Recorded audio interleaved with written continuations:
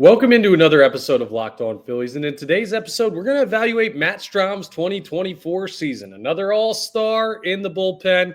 How do we break it down? And what does he have coming next? We'll talk about it.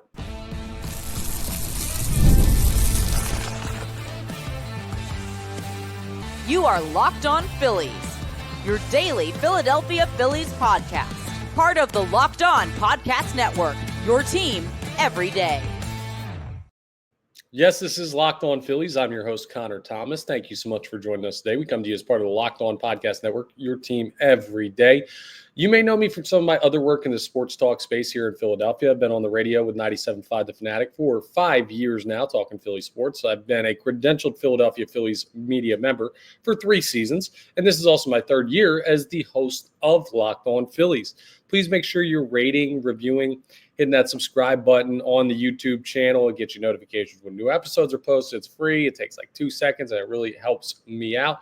I appreciate that. Today's episode is brought to you by Game Time. Download the Game Time app, create an account, and use code LOCKEDONMLB for $20 off your first purchase. Now, quick apology about the inconsistent episode posting over the last couple of days. I'm fighting off a pretty nasty case of strep throat currently, which is why I didn't post yesterday and didn't catch up over the weekend. So, it's that time of year. People are getting sick. Stuff happens. Don't worry. I got the antibiotics. I'm good to go. Well, relatively good to go. But if you're wondering, is Cotter good? A little strep throat. I'll be all right. But if you're wondering if Matt Strahm's good, absolutely. And his numbers from 2024 will show you that. We're going to break down his 2024 season. We're going to grade him out. We're also going to talk about Andrew Painter winning an award in the Arizona Fall League and what he could be for the Philadelphia Phillies. We'll do a bigger episode on that later on in the offseason when we get closer to spring training. And we're going to round out with some news that came out today about the Phillies and Juan Soto. So a lot of stuff to get into. But let's start with Matt Strahm. He was the left-handed side of the Wonder Twins set up with Jeff Hoffman, who we just evaluated in our most recent episode. You can go ahead and check that one up out if you're a big Jeff Hoffman fan. But it was Hoffman and Strahm, the 2 all-star relievers for the Phillies, throwing partners, one righty, Jeff Hoffman, one lefty, Matt Strahm. And Strahm's numbers were incredible. If you thought Hoffman's numbers were good, Strahm's numbers were even better for the 2024 season. He had a 2.5 WAR, a 1.87 ERA. That's absolutely outstanding at 62 2/3 innings pitched. He's not as much of a strikeout guy, but he still had 79 strikeouts and 62 2/3 innings pitched. He just doesn't have the velocity that Jeff Hoffman has. But, man, he throws from that weird angle, that whip. I swear, I've had this theory. I don't think I've ever talked about it on the podcast. I think Matt Strahm's long hair and the angle he throws from might throw off the focus of the batter. I'm not even I'm only half joking on that. Sometimes when pitchers hide the ball well or whatever, or they have weird, funky deliveries, it can make it tough. Number one guy I always think of with weird, funky deliveries is Johnny Cueto. But when I watch Matt Strahm throw and I see the long hair going all over the place, I'm like, man, I don't know. It's just a lot of moving parts. If I was a hitter, I might get distracted by the flow. But he's got great stuff, and he was really, really good this year. Just look at some of the numbers compared to 2023. Now, in 2023, some of the numbers a little bit misleading because, remember, he made 10 starts in 2023. He made no starts in 2024 as he became a very vital part of the Philadelphia Phillies bullpen. But when you look at the amount of walks, well, he had 11 this year as opposed to 21 in 2023. That's a 10-walk drop-off, even though he threw 15 more innings in 2023. 15 innings, 10 walks, that doesn't exactly correlate evenly. That means he has been more accurate over the past 162 games. He had less strikeouts. Again, you'd imagine that with less innings pitched. But like I said, the strikeouts, well, they weren't really as much of his thing this year. But he was working out of danger. He only gave up 4 home runs. He gave up 11 in 2023. And he was dominant. 13 earned runs in, in 62 2/3 innings pitched. That's an all-star reliever. That's a near all-pro, all-MLB reliever. The ERA at 1.87. It's by far the lowest mark in a full season in his career.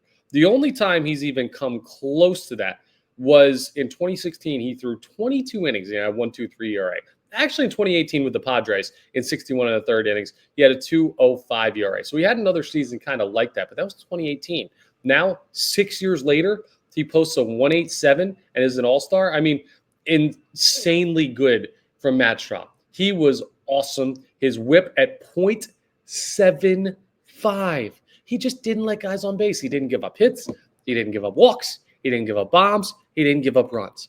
He was the Philadelphia Phillies' best reliever in 2024. It was Matt Strahm. I don't care if you are more focused on velocity.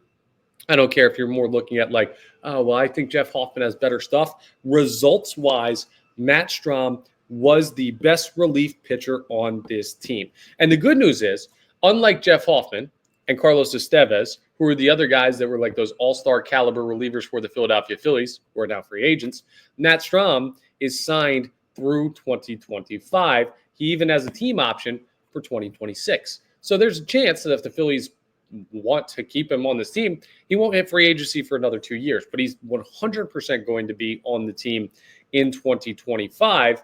And that's a good sign because he's going to have to be the guy, right? If you don't re-sign Jeff Hoffman, you don't re-sign Carlos Estevez, and there's a chance that both of those guys don't come back. Matt Strahm is now like the, hey, you're our dude in this bullpen. I'd imagine the Phillies go out and get another high level reliever to make up for Hoffman and Estevez's absences if they don't re-sign one of those guys. But Strahm will be the returning main focus in the bullpen, and deservedly so. I mean, also, this is a big-time credit to Dave Dombrowski because the Philadelphia Phillies acquired him in the offseason in between 2022 and 2023. And in 2023, he went out there and he gave you a 3.29 ERA, which is respectable for a reliever, and then a 1.87 in 2024. I just want you to look at these numbers. In 2021 with the San Diego Padres, now he only pitched 6 2/3 innings.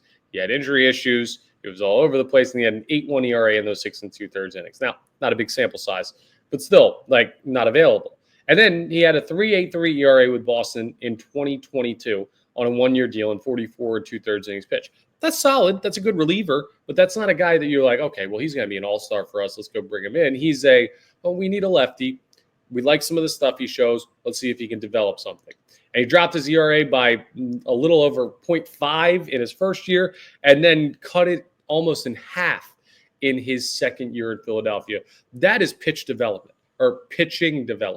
And that's Caleb Cotham, and that's Rob Thompson, and that's Dave Dombrowski for finding a guy and knowing that he can work with him, or rather his coaches can work with him. And this is why, another reason, the last episode we talked about, do the Phillies have a false sense of confidence for like discovering Jeff Hoffman and thinking, well, we can do that with anybody. Well, Matt Strahm, another feather in the Philadelphia Phillies cap to say that, hey, we can go out there and we can find pitchers that are middle of the road with other teams and make them great with our team. Maybe the real secret to the Philadelphia Phillies bullpen is not the talent in the bullpen. Now, it does take talent. I'm not saying these pitchers are untalented, but maybe Caleb Cotham deserves more credit than what we've given him. Kevin Long, the hitting coach, gets so much grief for the offensive struggles. And I understand it partially, but part of me is like, he's just the hitting coach, guys. At the major league level, they don't do as much as you think. They're not important, but they're not telling them when and when not to swing. The same can be said for a pitching coach, but if we're going to go overboard on the criticism for Kevin Long, we should probably go overboard on the praise for Caleb Cotham. Maybe that's more of a deep dive that I need to take in a later episode this offseason about Caleb Cotham and what he's done for this team. Maybe we'll break down the position coaches in an evaluation, and I'll let you know what I think of them individually. But anyway, Matt Strahm, outstanding year, insanely good.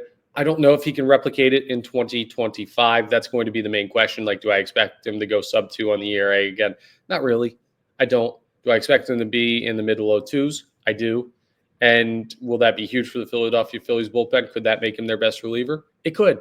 So Strahm should be the least of your worries for the locked-up returning Philadelphia Phillies relievers. He should be, even though he's another guy that struggled in the postseason this year in the short 4-game series against the New York Mets. He's still a guy that had an exceptional year. So if I gave Jeff Hoffman the grade that I did, I got to give Matt Strahm an A+ compared to expectations for the 2024 season. And I'm going to give him, do I go A+ compared to other? I'm going to give him an A compared to his peers simply because there are guys that are just like unhittable dudes out there. Like there are some great relief pitchers. The era of the true closer is dead, But the era of great relief pitchers will never die. You always need them. You always find them. And there are some really good ones around baseball. So an A+ for Matt Strahm based on his own personal expectations, and our expectations for him. I don't know what his own expectations for himself are. I'm not inside the guy's head. And an A even for the grade for him compared to his peers, relief pitchers again around baseball. So a great season for Strahm. I'm excited to see him back. I expect there'll be a little natural regression, but not to the point where he won't still be a valuable member of this bullpen. But a guy who could be a valuable member of the rotation is who we're going to talk about coming up next. Andrew Painter. Well, he just got his first notable award for things that affect potentially the major league roster and the major league level next year. We'll tell you what he won, why it's important, and what he could do for this team in the future as we continue today's episode of Locked On Phillies. Let's talk about FanDuel, though, because you need to be ready to tackle all the NFL action ongoing with FanDuel, America's #1 sportsbook. Because right now, new customers can bet $5 and get $150 in bonus bets if you win. The FanDuel Sportsbook app gives you everything you need to place live bets on the NFL all in one place. So when you get a hunch in the middle of the game, you can check out the latest stats, view live play-by-play, and so much more on the same page where you place your bets. So just visit FanDuel.com to join today. But if you're doing that $5, and if you win your first $5 bet, you're getting those bonus bets, pick something easy. Pick a money line favorite. Pick a team that you know is going to win. There's no shame in that. You're getting $150 either way. Remember, you get started with $150 in bonus bets if you win your first $5 bet. And then from there, check out everything they got because there's so much good stuff on FanDuel. That's FanDuel.com. Never waste a hunch and make every moment more with FanDuel, an official sportsbook partner of the NFL. All right, let's talk a little Andy Painter. I was big on Andrew Painter and doing episodes about him back at the start of the 2023 season because remember, or rather I should say the 2022 season. When did he go get Tommy John? Yeah, that's right. The start of the 2022 season, I was like, okay, do we look at Andrew Painter? Do we find a way to get him onto this roster? And then you go and he gets surgery because he has those elbow issues. And then, or no, it would have been 2023. Ahead of the 2023 season. That makes sense. And then it's been over a year now since that recovery. And he's back to throwing. And he was pitching in the Arizona Fall League. Now, if you're not familiar with the Arizona Fall League, it's short. It's not a long time. They go out to Zona. Some young minor league players that are potential pro prospects will go out there. And they'll play a short season, but get some extra development work in. It's actually held in very high regard. Because you get the chance to play against not just random minor leaguers, but if you get brought out there to the Arizona Fall League, you're a major league prospect. You're a guy that is going to play in the majors, most likely at some point, and you're going to see the best of the best in that grouping, and you're going to have your chance. It's more of a showcase than a league.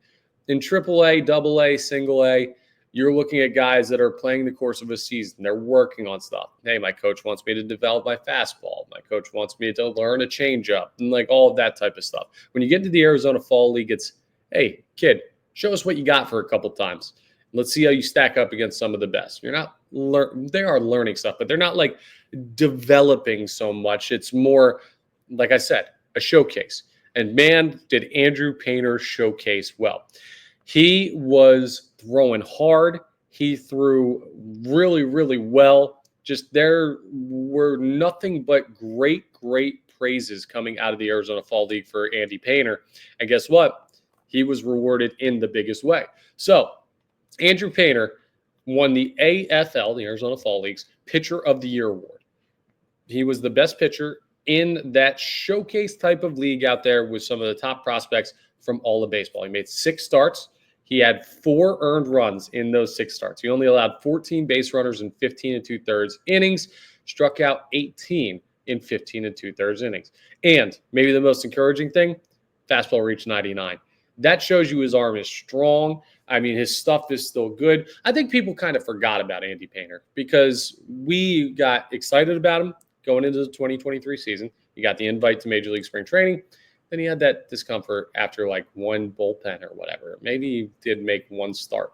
Bottom line is everyone was excited. and then he gets hurt. And then you're like, man, well, we're not going to hear about this guy for another year plus because he got Tommy John surgery. So we're not really thinking about it. And then also you have a team that's competing for 1 seeds and World Series championships and divisions and everything like that. So it's not like you're watching prospects day in and day out. There's other big news surrounding the Philadelphia Phillies. So he kind of goes by the wayside.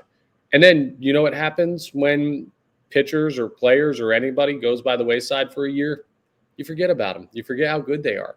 And you automatically assume, well, I haven't really thought about that guy for a while. Maybe he's not going to pan out the way that I thought. Quick risers build a lot of momentum for people following and rooting for them because it's immediate. And we love immediacy, especially in this day and age with social media and all of that stuff. We want immediate payoff for prospects. And that's why so many people are so excited to trade good prospects away at the deadline because they want players ready for the major league level. But Andrew Painter, make no mistake, is still an absolute monster. Winning the AFL's top pitcher award, like, that's a huge accomplishment, especially being that he did it just a little over a year removed from Tommy John surgery. Like, that guy's ready to go. Now, what are the questions surrounding Andrew Painter? Well, they're the same as they were before he won this award and before he showed it. Well, not quite the same as before he showed out in the AFL. So we did have questions about, like, what would his velocity reach? What would his stuff look like? All of that. Would he get back to that level of pitching? Which is always a fair question when a guy goes through Tommy John surgery. It's a tough surgery to recover from. It takes a long time. It can change the course of a guy's career. It gets less and less likely that it does in the modern day because more and more pitchers have it. The surgery and the recovery is more and more refined, but there's still that worry of, like, will he ever throw that hard again? Will he ever have that good of stuff again? Check both of those boxes off. He still throws hard. He still has great stuff. So now the question that carries over that becomes the number one question with Andrew Painter is, how much do you let him throw? How much do you allow him to get on the mound so that you're not rushing his return to actual, like, competitive play that could help the Phillies at the major league level? And yes, he's a guy who could, and I expect to help the Phillies at the major league level this season. But in what capacity? And that's for the Phillies to determine. But he's going to have an innings limit, I'm sure. And that means he's not going to be the clear cut and dry 5th starter for the Philadelphia Phillies in 2025. It's not just Painter's one of our top 5 pitchers. He's going to be in the rotation. We don't worry about any of it. No, that's not fair to the kid. That's not safe for his arm. That's not good for the organization. You want to play this safe still, which could be annoying to some fans, but it's the right way to handle it when you have a talent like Andrew Painter. So ideally, what happens with Andrew Painter is his next step is to continue his rehab, continue to work through stuff in the offseason, continue to take care of that arm and work up strength and get to a point where your body feels good. You're still going to have an innings restriction, but you're going to get to a place where you feel much more comfortable with reaching that innings restriction without any future complications. Then you're going to get an invite to Major League Spring Training, and your job is going to be to take Taijuan Walker's job from him. That should be the goal. Now, not specifically anything against Taijuan Walker if you're Andrew Painter, but you want to be the 5th starter. You want the Philadelphia Phillies to have to tell you, no, dude, we're not doing this. And not because of your talent level, because of your recovery from the Tommy John surgery. Now, the way that I see it playing out is that you're going to have Wheeler,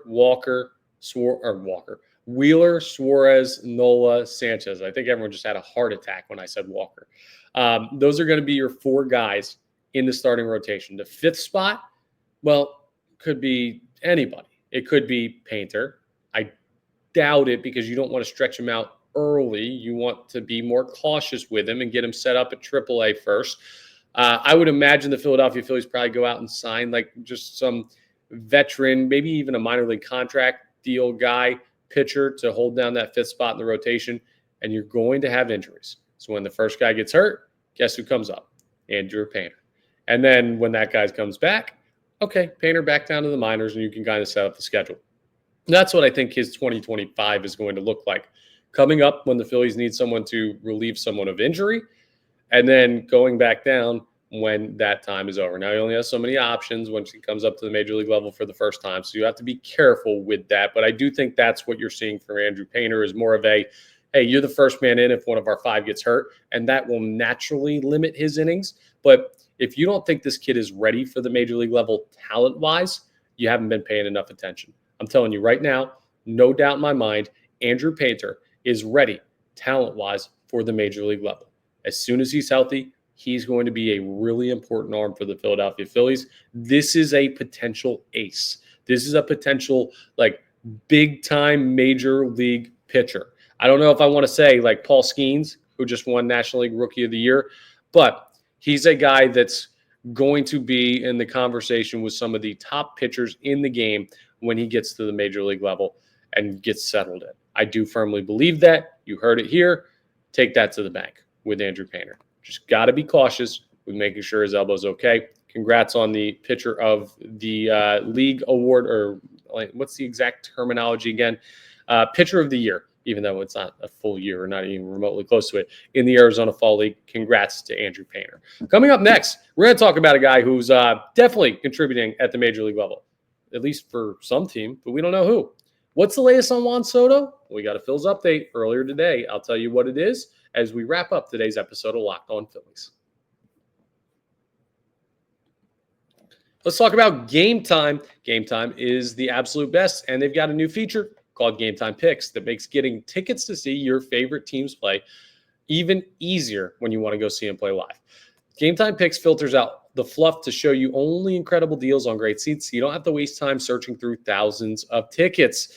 They've got everything that you need to make your ticket purchasing experience easy as anything. So like I said, they got the Game Time Picks to help curate certain opportunities to you based on what you're looking for and the event you're trying to go to, whether it's sports, concerts, comedy, theater. Game Time can help you with all of that. They have all-in pricing where if you toggle this feature, it shows the total up front with no surprise fees at checkout. You can get a panoramic view from your seats before you purchase. They got the Game Time guarantee, which means you find seats in the same row and section for less anywhere else. Game Time will credit you 110% of the difference, and your purchase is covered with the most flexible customer service policy in the ticketing industry. They take care of everything at Game Time. So maybe you want to go watch the Birds. Maybe you want to go see some hoops in Philly. Not going great right now, but you can still buy tickets. You want to go see some hockey? You got young stud, Matt Michkov. You want to watch him? Go ahead and check it out. Game Time's got all of this. Take the guesswork out of buying tickets with Game Time Picks. Download the Game Time app, create an account, and use code LOCKEDONMLB for $20 off your first purchase. Terms apply. Again, create an account and redeem code LOCKEDONMLB for $20 off. Download Game Time today. What time is it? You already know. It's game time.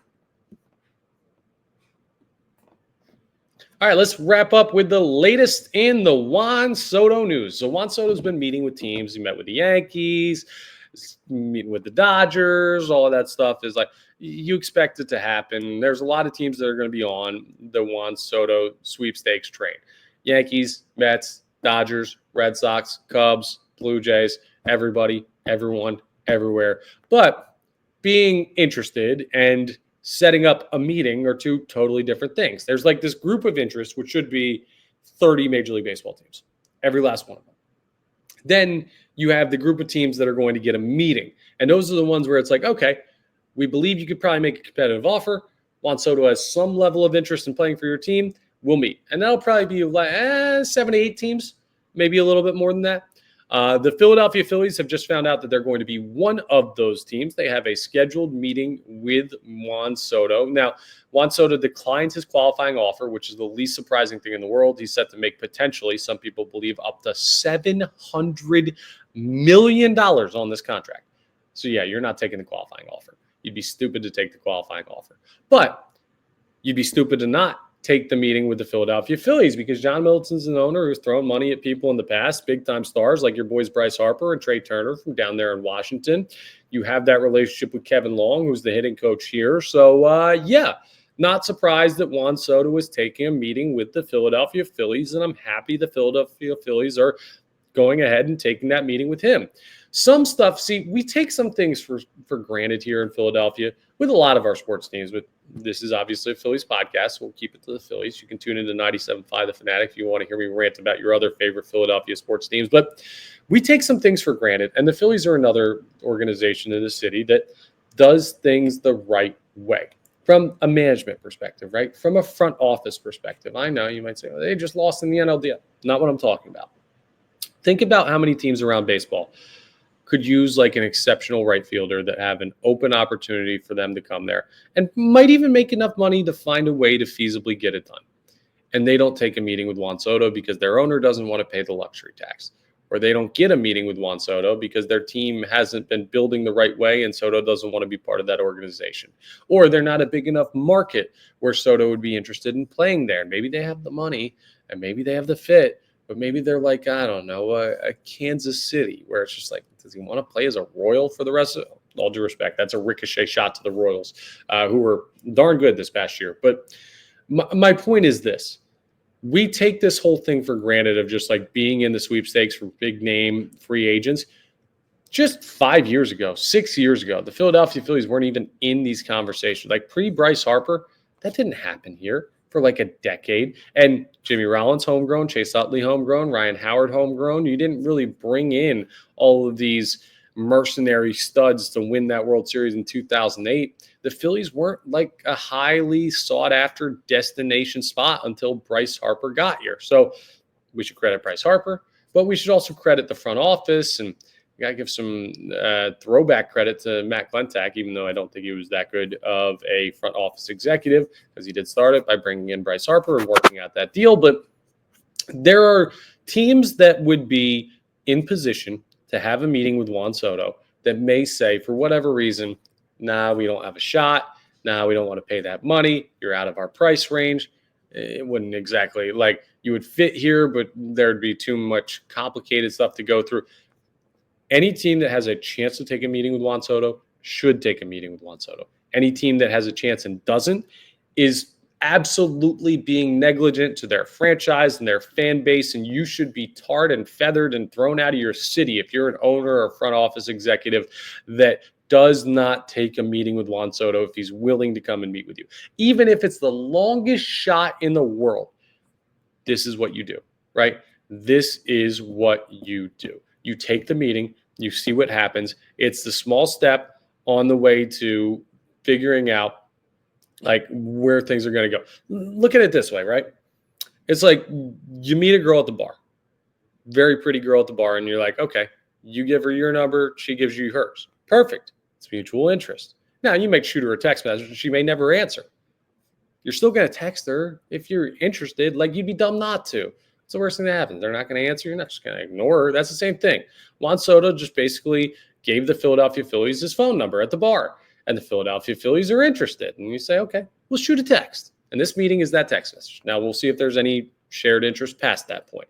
And we'll see if the Philadelphia Phillies end up making an offer. No teams are being asked to make offers at this point to Juan Soto. These meetings right now, right, are preliminary. They're feeling things out, which means I'd imagine the next step by Juan Soto and his representation will be, okay, we talked to all these teams.